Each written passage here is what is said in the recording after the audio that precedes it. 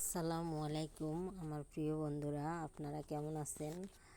আর already তো আপনারা বুঝেই গেছেন থাম্বনেল দেখে যে আমি আজকে কি বলতে চাচ্ছি আর কি করতে চাচ্ছি।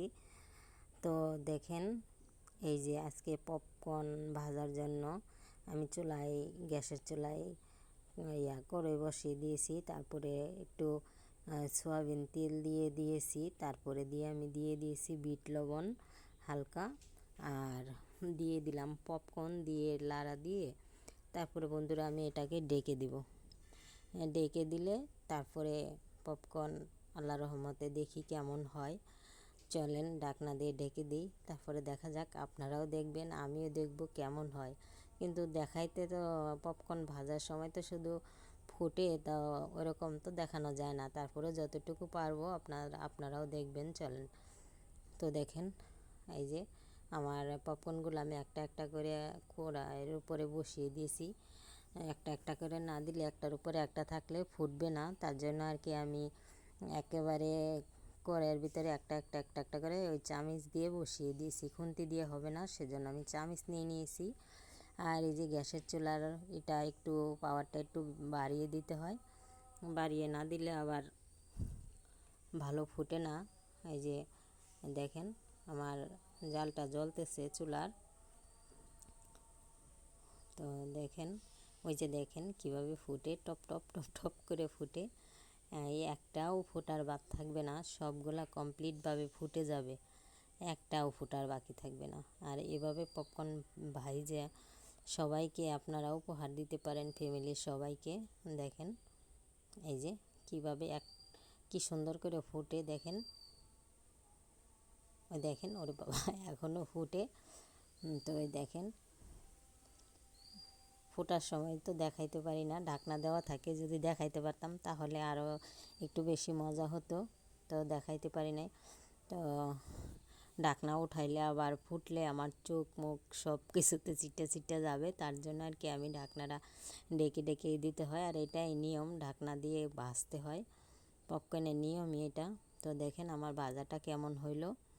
তো বন্ধুরা ওই যে ফুটে এখনও, দেখেন এই যে।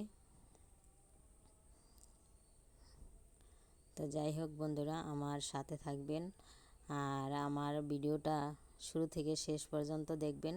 আর প্রতিদিন রেগুলার যে কথাটাই আমি বলি, দেখেন চ্যানেলটা সাবস্ক্রাইব করবেন, আর লাইক করবেন, শেয়ার করবেন, কমেন্ট করবেন, আর সাবস্ক্রাইব তো করবেনই, আর আমার পাশে সব সময় থাকবেন, আমার ভিডিওগুলো দেখবেন।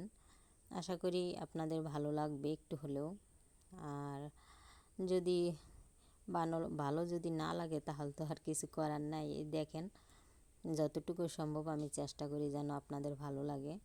এই যে দেখেন ফুটে কিভাবে, আমি একবার না দুইবার করে বাজছি। একবার এক খোলা বেজে উঠিয়ে রাখছি, পরে এটা আরেক খোলা দিয়েছি, সেটাও মানে আপনাদেরকে দেখানোর জন্য। দেখেন সবটা কিভাবে ফুটে, এর জন্য দেখানোর জন্য আর কি। আর পপকর্নগুলো ফুটে একবারে দোকানের মতন পপকর্ন হবে, এই একটা পপকর্নও মিস যাবে না।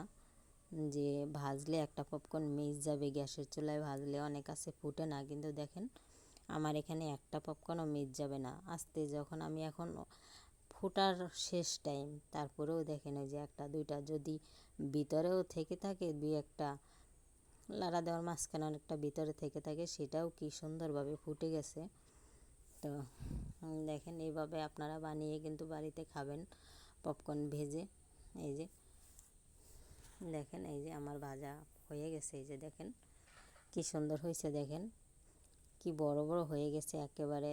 পপকর্ন আলারা যে পপকর্ন বেছে, তো সেই একই রকম হয়েছে। তো এই দেখেন, তবে পপকর্ন আলা বলতে আমাদের এই পপকর্ন বিক্রি করে, তো ওটা তো গাড়িতে চুলা আছে সেখানে বিক্রি করে, সেই চুলায় ভেজে। আর আর আমি তো এই যে আজকে গ্যাসের চুলায় ভেজে আপনাদেরকে দেখানোর জন্য গ্যাসের চুলায় ভাজলাম। আর আপনাদের ভাই তো গাড়িতে মেশিন আছে, ওই পাতিল আছে কীরকম জানি, আমি দেখাবো আর এক সময়, সেটাই ভাজে। আর এটা আমি ডাইরেক্ট গ্যাসের চুলায় ভাজছি। দেখেন কেমন হয়েছে, আমাকে অবশ্যই অবশ্যই জানাবেন আমার পপকর্ন ভাজাটা কেমন হলো। তো দেখেন এই যে আমার মেয়ে খেতে আমার মেয়েকে খেতে দিয়েছি। আর এই যে পপকর্নের মশলা, এই মশলাটা ভাজার পরে উপরে দিয়ে দিয়ে খেতে খুবই টেস্টফুল হয়। আর এমনি সাদা লবণ দিয়েও পপকর্ন ফোটানোর সময় ভাজার সময় দেয়, তো আমি সাদা লবণটা দিইনি, পপকর্ন ফোটানোর সময় দিয়েছি এই যে বিট লবণ হালকা। আর এটা হচ্ছে পপকর্নের মশলা, বিট লবণ দিলে পপকর্নটা খুব মিষ্টি হয়, তার জন্য আর কি আমি ওটা দিয়েছি।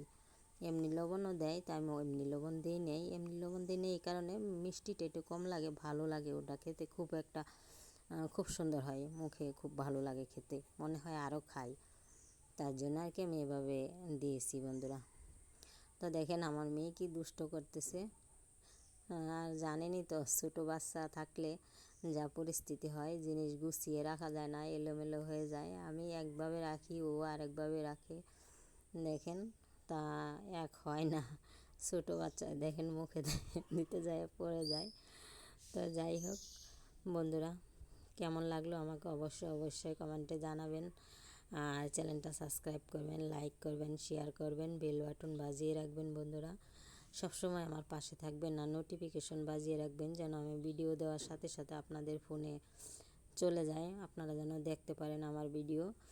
আর দেখেন এই যে সেই পপকর্নের মশলাটা, এই যে আবার একটু দেখাইলাম, এই আমার আপনাদের ভাই দোকানে বিক্রি করে সেই পপকর্নের মশলা রিয়া, তাই আমি আর কি ঘরে আপনাদের দেখানোর জন্য এটা এই ঘরে চুলাই বাঁধছি। এই যে আজকে কোনো মেশিনের সাহায্যে বাজা হয় নাই, যে এইটাই বুঝাইলাম যে ঘরে বাজলেও অনেকটা সুন্দর হয়, দোকানে যে ভাজে তার চেয়ে কোনো অংশে কম হয় না, আরও বেটার সমান সমান হয়। আর দেখেন এভাবে আপনারা বেজে আপনাদের ফ্যামিলির সবাইকে উপহার দিবেন। Thank you.